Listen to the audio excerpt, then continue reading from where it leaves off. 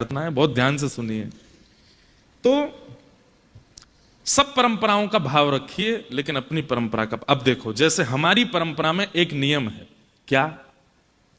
हमारे यहां तुलसी पहनते हैं, पर तुलसी जी का धारण कई स्थितियों में नहीं करते। जैसे आप शौच के लिए जाएंगे, उस समय आप तुलसी धारण नहीं कर सकते।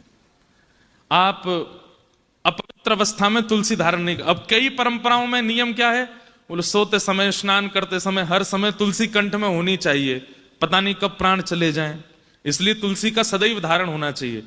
अब उनकी परंपरा को प्रणाम है, पर हमारी परंपरा में नियम है, अगर आप शौच के लिए जा रहे हैं, अगर आप अपवित्र स्थान पर जा रहे हैं, तो उस समय हमारे लिए, क्योंकि श्री देवी, भूदेवी और श्री तुलसी देवी ये ठाकुर जी की हैं, हमारी परंपरा में कल्याण की प्रार्थना नहीं की जाती है कि हे तुलसी मैया आप मेरे कंठ पर रह के मेरा कल्याण करो। नहीं, हमारे यहां प्रार्थना है ही नहीं।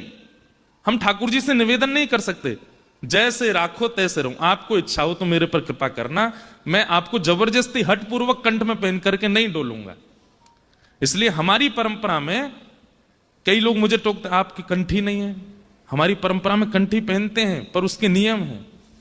इसलिए अब इस परंपरा को आपको फिर इसका सम्मान करना पड़ेगा कि भाई श्री वैष्णव परंपरा में अगर ये नियम आचार्यों ने बताया है, तो आचार्यों की बात हमको माननी पड़ेगी। आप एकादशी नहीं करते, हमारे यहाँ तुलसी धारण हर स्थिति में नहीं करते। आप तुलसी पहनेंगे, लेकिन जब आप अपवित्र अवस्था या अपवित्र स्थान पर या किसी भी ऐसे भाव में हैं, उस समय आपको अनोसर करना पड़ेगा।